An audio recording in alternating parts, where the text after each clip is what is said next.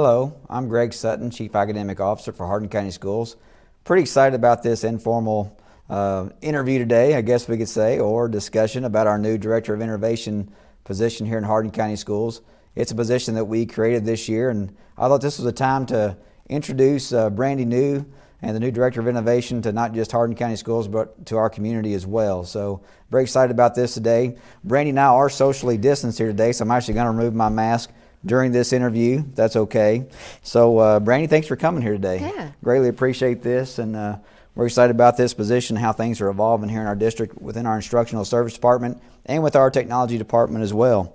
So Brandy, just want to kind of let you talk to us about your educational background, about your teaching experiences there in Hardin County Schools. Tell us a little bit about you, where all this started for you here in Hardin County. Yeah, so I'm a product of Hardin County Public Schools. Graduated from North Hardin in '96. Go Trojans. My son graduated from there 2 years ago. And then went to Western Kentucky University for my undergrad, started teaching in '07.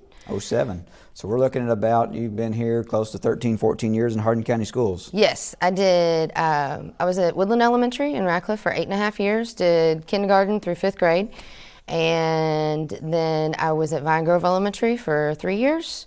Okay. Before taking this job, or taking my other job, which was Instructional Technology Coordinator, which had me working out of the technology department, and then just took the position as the Director of Innovation. All right. Well, I guess one of the great stories that makes us so great today is the fact that this is kind of like a growing your own story. This is a person that's a graduate of Hardin County Schools that has come back to Hardin County to serve in this community, that has used her experiences in education, obviously, to impact teaching and learning, and that's crucial. And I think that's what Hardin County Schools is about. And as we go on and move forward and talk about things like innovation and getting better with how we teach students and how we want students to learn, we're hoping this will also, when they learn more about this position and what you do, maybe this will entice more people to want to get into education, get into teaching, and realize the impact it can have in this community. So thank you for coming back to us all these years, and thanks for being a part of this. If I ever manage to accomplish anything in education, I want it to happen here. Like, I would love to, it's fun, and to think that maybe you could do something, bigger with education, and there's so many good things, but it's changing as the world changes. But if I ever accomplish anything, I want to accomplish it starting in Hardin County. So yeah, I'm glad to be back. Giving back. Yeah. And, leave it, if we can leave things better than where we inherited it, that's our job. And during your years in education, I guess you've already seen a difference in how we instruct students. So talk a little bit about what you've seen in education, maybe over not just your 14 years, but maybe over the last 25 years. How's education changing? Yeah, obviously the technology just being present is one thing, but it's just present in our lives. I joke with my own children. I graduated high school without a cell phone. Ooh, they didn't exist, That's right. So things have changed fast because I'm not that old yet. So just the technology being present is a part of it. But I think something else that's huge that I feel is like a shift in where we're going in the future is the student-centeredness of education. That things are more about kiddos now. We're talking more openly to them about goals and career planning and where they are. I don't remember anybody ever talking to me about, hey, Brandy, you're in 8th grade. What do you think you might do when you grow up? And this is how we might need to start setting that up, or anything. And no one was ever transparent with me about, you're at this spot in your class, or this is what you need to do to get to college, or just anything. It just wasn't the way education was. But I think now we're real open with kids about, this is where you are, and this is where you're capable of being, and this is where you could go.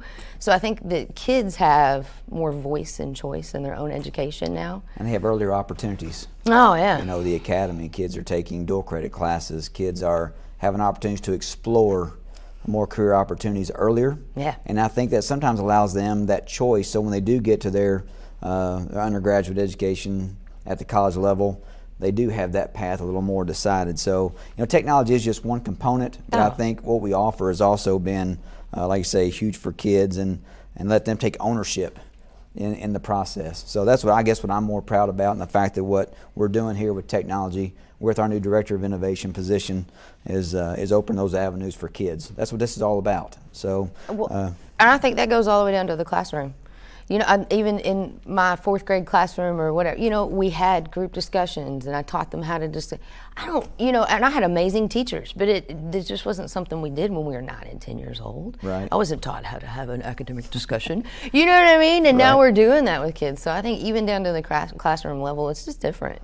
Well, like you said, it's not just about the technology. It's how we use the technology. Oh, yeah. It's what we ask the students to do with the technology. Googling an answer is not necessarily implementing good use of technology. And that's where I think we have to progress, is how we implement the technology for best practice instruction to impact learning and the avenues for kids. You know, recently, you know, as we said, she's a new Director of Innovation. It is a new position here for our district, but recently she served as the Instructional Technology Coordinator for our district.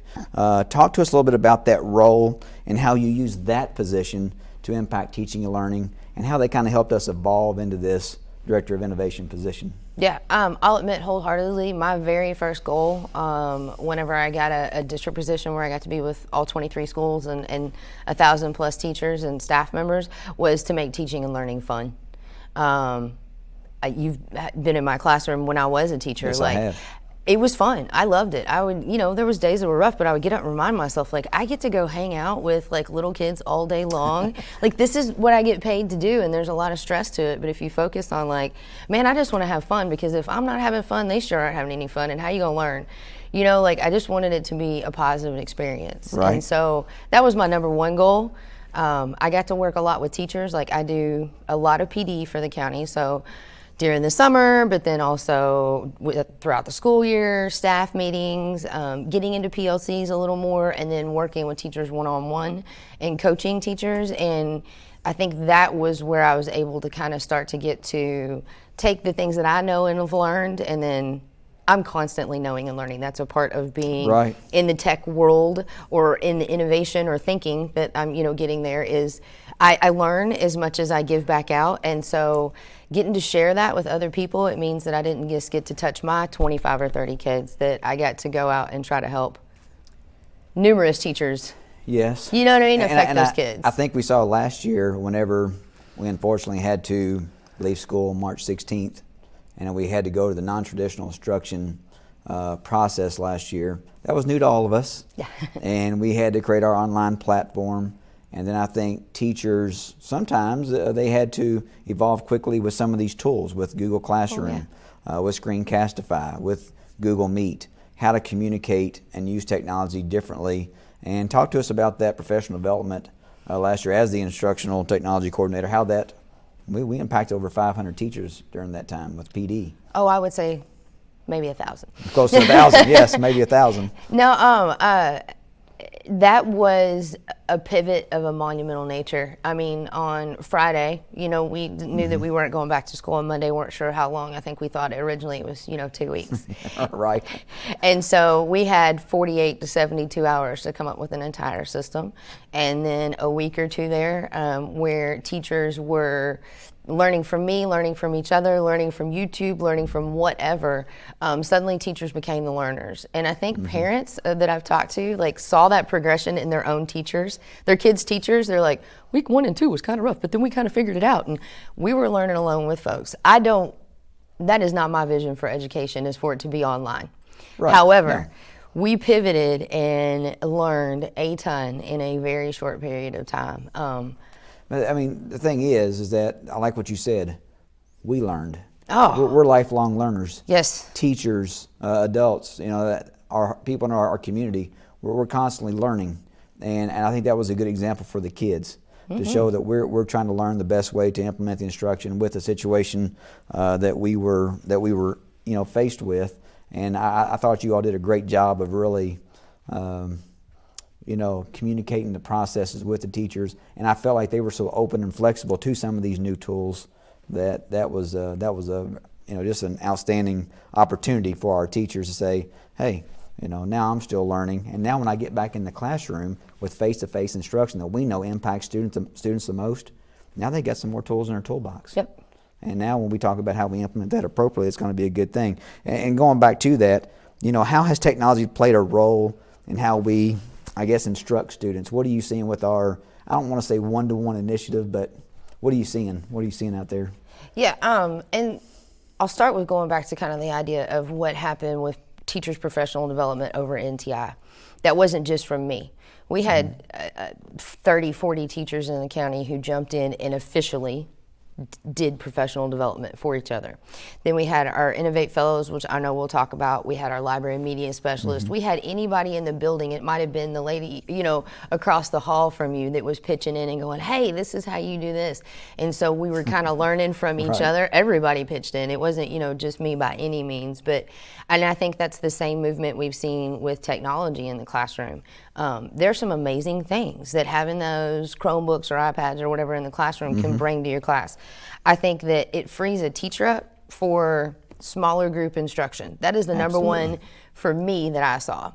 If I have a small group of students who can work on the computers independently and do something that's valuable, that gives me time to then pull a kid who didn't get yesterday's lesson, a kid who I'm afraid may not get tomorrow's lesson, or a kid who's gotten everything I've said for 2 weeks. It gives me that chance to be working in smaller groups with kids, which was, for me, was the magic in the classroom, that differentiation. Absolutely. I can dig in there and get to exactly where they need to be.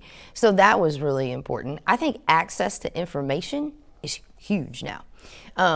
Absolutely. Textbooks, and especially in our current social, climate, we're looking at textbooks are can't get printed and blah, Fast reviewed and whatever. Keep up with the times. No, they can't. Can't do it. Now, the internet is a big, scary place if you read everything and believe it, right? So we're having to teach the kids how to filter through the information that they're seeing, which is a process that, we do K-12, but it's just that access to information constantly that we're navigating. I think that's huge in a classroom. It is, but I also like what you said, the fact that the differentiation part. Yeah. We know where our students are at. We know where to meet them so we can move them to their next level of learning.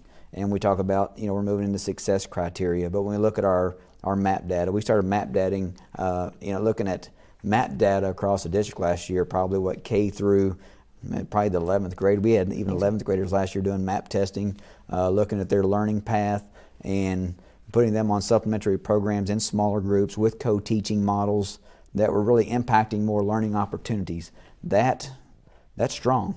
And technology plays a small role, but a big role in that.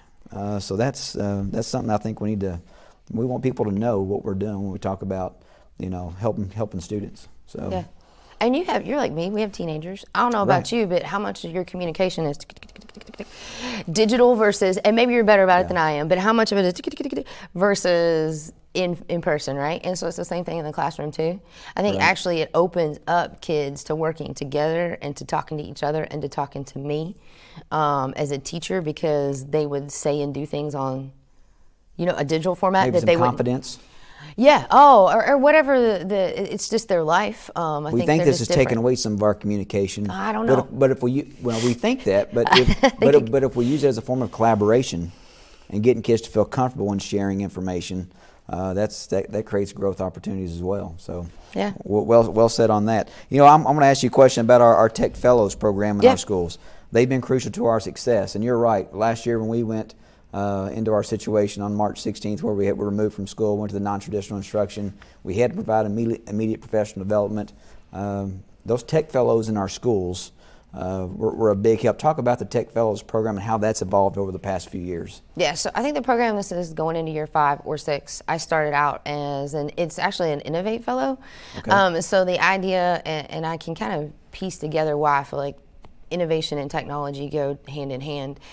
People who enjoy technology and are dipping into that world, you're the kind of people who are like a constant learner anyways, and you're used to that pace where things change overnight. So I think a lot of technology has rolled into innovation. But anyway, so the program, we have a representative, at least one representative at each school, like a teacher leader. And we start out by kind of growing their base amount of knowledge on different things. Now, at one point it was Google tools. Last year we also did a diversity and inclusion study in the classroom and that sort of thing, like with a book study. But we build a base level of knowledge and then start to try to kind of grow those teachers as leaders, because someone who's sitting inside Central Hardin High School teaching English is going to be much better placed to understand the needs of Central Hardin High School, and also how to reach them best. Right. Is it before school, after school, asynchronously, synchronously, blah, blah, blah, blah. Like, they're going to know better than I do as an outsider. Right. So they kind of help me figure out, okay, what does your school need and how is it that they want it to get in there and help teachers. So you're coaching the coaches in a sense. Basically, that's the model, is a coach the coach. And if I walked into a school building, how many Innovate Fellows would I see inside a school building? 1, 2? At least one. And so right now we're doing it as kind of like a 3-year process, because a fellowship is generally a process that kind of has a limit to it. It's like we build your base level of knowledge, then we start to build leadership. Well, then you can kind of roll out, somebody else can come in. So you might have 1 or 2, you might have 3 or 4. It just kind of depends on the makeup of the building. Some of our bigger schools, we always try to keep 2. So we're sharing the wealth here. We're not just putting 2 Innovate Fellows in here and letting them stay in those positions. We're actually growing more teachers by putting them in those situations to learn how to coach these tools, instructional tools, inside the classroom. Yes, and like myself, I came out of the classroom after my experience in the Innovate Fellowship and kind of took on a teacher leader position in the district. We have had several others at this point who have left the classroom in not necessarily administration, although some have, but other kind of teacher leader roles and other things that they can do to help other people, coaching and different things. It just kind of builds that confidence and capacity for, I've got this, and I don't want to sit in my little classroom hole doing amazing things. We talk about silos. You don't want to live there alone. Right. You want to start to reach out and be like, hey, I can share this success with somebody else, and then I can also share that problem with somebody else and get to a better solution. But you've not only been coaching and teaching teachers, you've still been teaching classes. Yeah. Talk about a few of those classes you've been teaching. That's my favorite part. I know, you're a teacher. Yeah, I am a teacher. So when I took the job 2 years ago, I got to also teach a programming class at EC3, so it's 9th through 12th grade. We have a gender split class there, so it's a girls programming class. Yes, we do computer programming, but because that's a non-traditional pathway where there's not a lot of females, we also do a lot of other things in the class, like expose the girls to speakers that are other females that are in technology positions or in other STEM jobs. And it's fun for me because it's kind of a training ground. Right. It keeps me a teacher, right? So if I want to try a new tool, like instead of being out of the classroom, I've been out of a school for 2 years. Right. So new tools are popping up all the time. Well, that's what I can That's go how to you get to try them out. I go to my girls' class and I'm like, so Right, today, right. and they're like, oh, here she goes again, Right. like. Here's a new tool we're going to implement today. But I can't go to a teacher and say to them, hey, I want you to try to form community partnerships and do real world work with your students. Right. Until last year in the girls' class, we formed community partnerships. We did, my first and second years, did web development. That's how they started their introduction to programming. And they actually worked with local nonprofits that didn't have a web presence or had a weak web presence or something like that. And they actually worked with a client to develop a real product that they got to take out into the real world. This is what our students were doing. Yeah. Wow. And we have one of those sites live, up, and good to go. We're going to have to finish a few more this year because I was learning in the process. But then that's something I can say to a teacher. I thought we were going to be done in 4 months. I was wrong. You know what I mean? Like, here it is. I can be transparent. And Once again, that impacted our community. No, yeah, that's huge. That's what we're here for, right? Reaching out to local businesses in our community. So wow, that's impressive. But yeah. Thank you for always being a teacher. That's what we are. All of us are teachers, and we love being in the classroom with the kids. And I still like to get in and teach a little writing every once in a while. I know you do. I love it. It's exciting. It is. It's what energizes you. Yeah, so for sure. Obviously, with this new position as Director of Innovation, how does it? How does it tie into the previous work we've talked about with instructional technology coaching? What's going to be new about it, be yet still tying to what you were doing? Yeah. And a little bit of this comes from my background. I was a dorky, nerdy, whatever you call it, science kid. I wanted to be an archaeologist or a paleontologist or an astronaut or whatever. I loved science. Very inquisitive. Yeah, I am. That's not a question. Yeah, but so then you come and I'm teaching mostly science and math in the upper grades, and that was what my passion was for, and I feel like that's what I was the most skilled at. Well, I've been doing technology for the past few years. If you look at STEM, and that's a word that gets thrown out a gabillion times a day right now, all over the world. But it's science, technology, engineering, and math. And to me, I was already doing the T, right? I had the technology, but really you're remiss, I guess, if you don't do all four of them at the same time. Because to me, STEM is just the true embodiment of not learning just math during math hour, just science during science hour. How does it connect? And even reading. You know, a lot of people now are calling it like stream, I guess, and they throw arts and reading in there. I guess in my head, it just means we're taking all the subject areas. I'm taking my base level of knowledge. Integrating them together.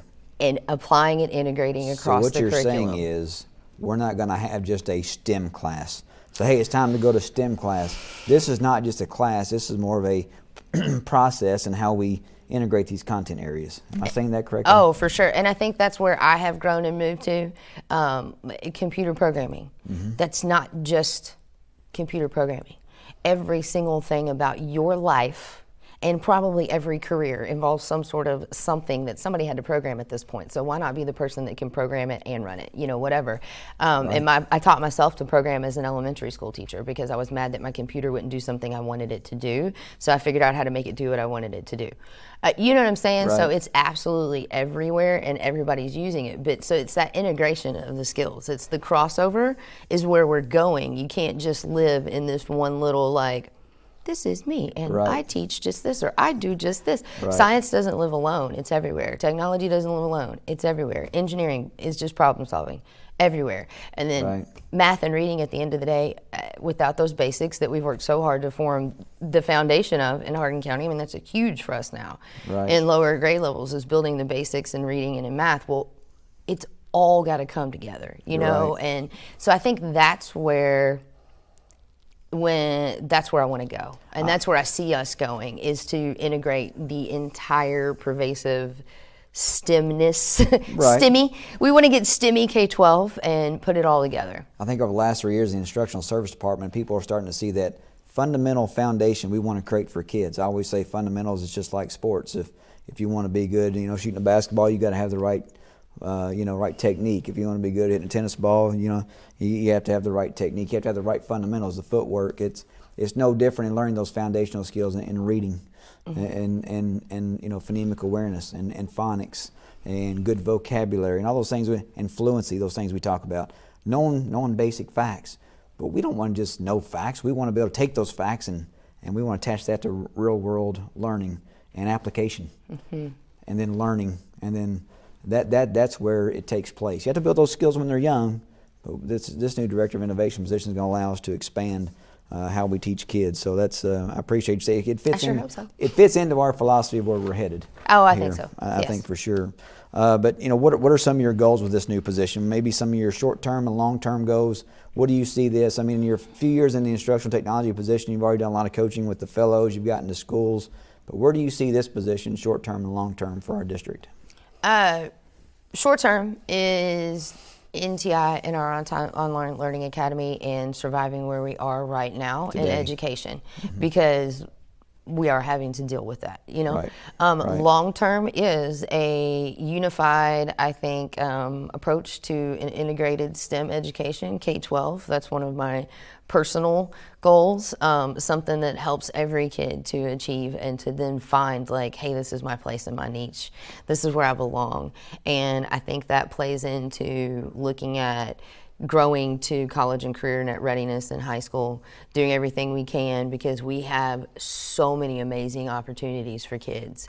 But right now we still have some barriers set up to you don't know what you don't know. We still have students, family, community members who we have not gotten clearly to them and let them know, like, hey, this is what we've got. You know, and so I think that's where we're at now, is making sure that every kid can start to kind of piece together, what are my opportunities for college and career readiness when I get to high school? Like, what have we got here that we can start working on, that so they can take that and then go and do, or even maybe in high school, like said, like my girls class or whatever else, start to solve some problems and be of benefit to their community now. So I think that community piece, which involves, you know, businesses, I think we learned one of the hugest things that I think teachers and parents learned during NTI was how to work together in a way that we've never worked together before. Yes. Took everybody out of their comfort zone, in a sense, to do new things. And as parents, as a parent of a child last year in school, we had to step up and be prepared to help them a little bit differently than we did previously. But it opened some cool doors. I mean, it really did. Like, you know, forming relationships with parents in a way that we hadn't before, you know, and vice versa. I think the lines of communication were open. It's important again this year. We've got to keep those lines of communication open. So if we take this that we're living through now, right, and we look at, okay, so moving past where we are with this illness and what it's doing to our society, we've got to look for the positives. Right. So maybe one of the positives is we have opened those lines of communication between parents and teachers. We also, in Hardin County Schools, were able to reach out and kind of do some things for our community because the school system is such a hub. So like the meals for the elderly or different things that we're involved in. And people coming to us to say, can we help? And us going, okay, here, what can we do? We were able to kind of open all that up for once and see that, like, public school is a huge part of the community. It is. How are we going to work in that? Because I feel like that's something that we had gotten away from in education. Well, let's stick with this community to talk for a second. And probably not a question we plan to talk about today, but you know, talking about avenues for kids and Lisa Slavin. It's probably going to be another interview for another day with Lisa and I sitting here, another new position we have in our district. Give me her official title.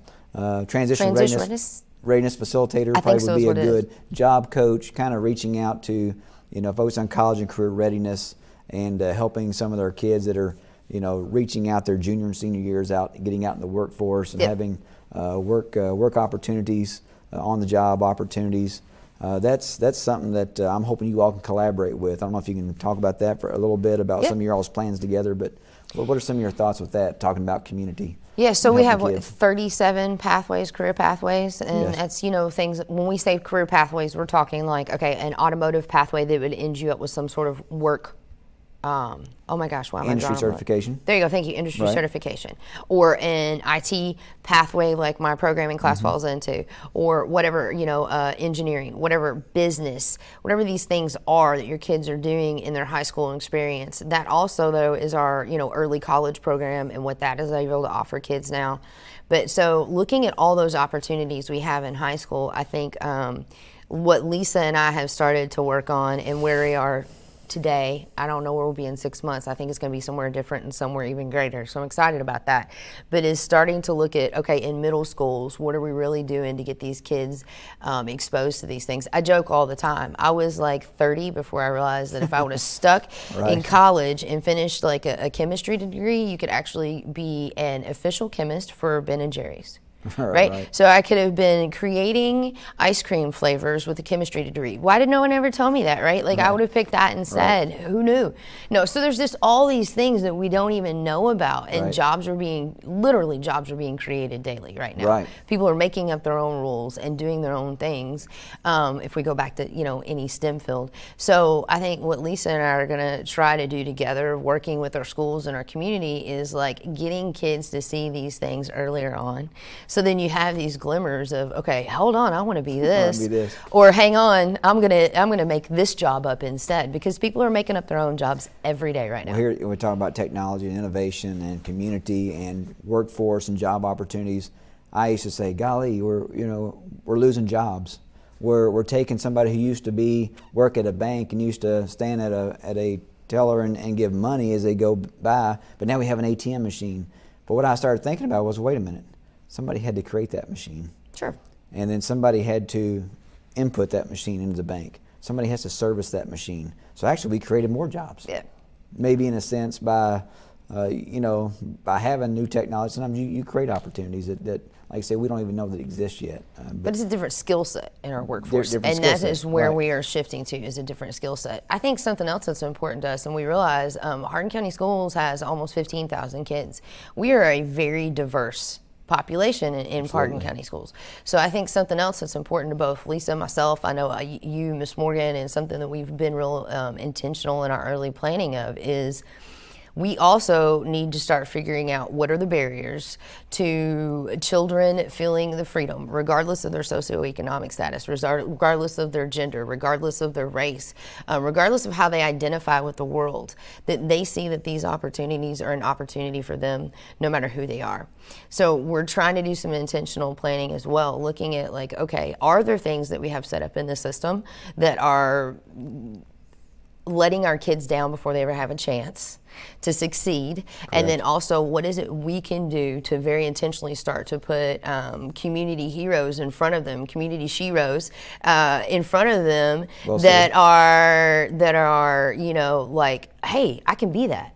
Like, right. Oh my gosh, so many kids never get a chance to even see themselves. Right.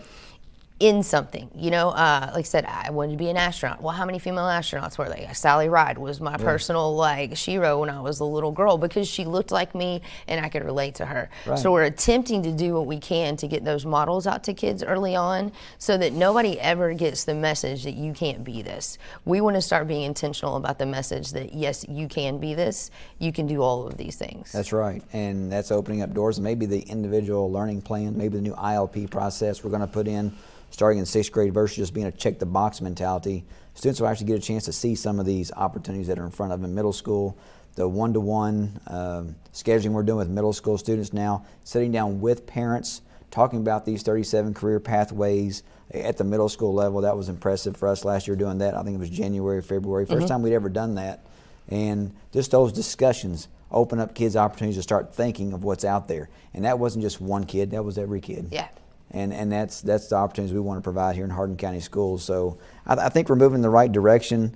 I do want to say that this conversation with her today has been impactful, because this is just this is a position that's going to impact not just teachers but students and our community. And I want one more thing I want to talk about before I finish up here is just maybe talk about the 21st Century Grants and maybe something that you might be monitoring during this this Director of Innovation position. Yes, so we have the 21st Century Grants in place at New Highland and now Ratcliffe Elementary, and that has a community and STEM focus. Both of those do to getting to kids early on, because they're in elementary schools. So I'm seeing what I can do to work with those schools, or where I can put myself there, or what I can help them to do. We have some other STEM grants on a regular basis, little ones and big ones, that we're hoping to start kind of moving through. I hope that that's going to help us start to get something in the works that, and I keep saying I hope and I think and I'm planning, when you end up with a title like Director of Innovation, I think that, right. Hey, how much fun is that for me? Yeah. No, that we know that it's my job to be able to build things, you know, and to come up with new things. And a plan today may shift in 3 months or 6 months, but we have those core goals, and I know what we're after and what it's going to look like. Well, you know, partnerships with people like Lisa, partnerships with the schools that have the 21st grants, just seeing where we can take these things and what we can do with them that's going to impact everybody. Along those lines too, if a teacher ever has any, they're like, hey, I want to try blah, blah, blah, hit me up with that too. I don't know, you know what I mean? I don't know where this job is going, or where it's ultimately going to land, but that's what we're here for, is to continue learning and shifting. And we say 21st century, which is the name of the grant in this specific. And then there's also several like that comes from something that was a 21st century, you know, initiative from the government. But we're 1/5 of the way through the 21st century already. So it's time for us to realize that we're here, and it's upon us. It's not like we can continue to sit and teach the way we taught 2 decades ago. That's right. We can't do that. I'm just going to finish up today. I appreciate Brandy being here with us. This is our new Director of Innovation. We do have probably next segment we're going to do is probably with Lisa Slavin, our Transition Readiness Facilitator and Job Coach for the district. Then I'll probably bring in 2 of our new pathway teachers. Our two newest pathways we have here in the district will be law enforcement. Nikki Coleman will be teaching that class for us. Very excited about the students that have signed up for that. Then we have our residential maintenance programs with Tim Hall, who is doing things like HVAC, plumbing, electric, and we're excited about these programs and what it's going to get kids involved in and job opportunities So we won't talk all about that today. It'll give some time in the future to lead into those conversations with those people and let them talk about the impact they're going to have with those new pathways. So thanks for being here today with us. And Brandy, thank you for what you're doing for kids and teachers in our community. Thanks for giving me the chance to do it. All right. Thank you.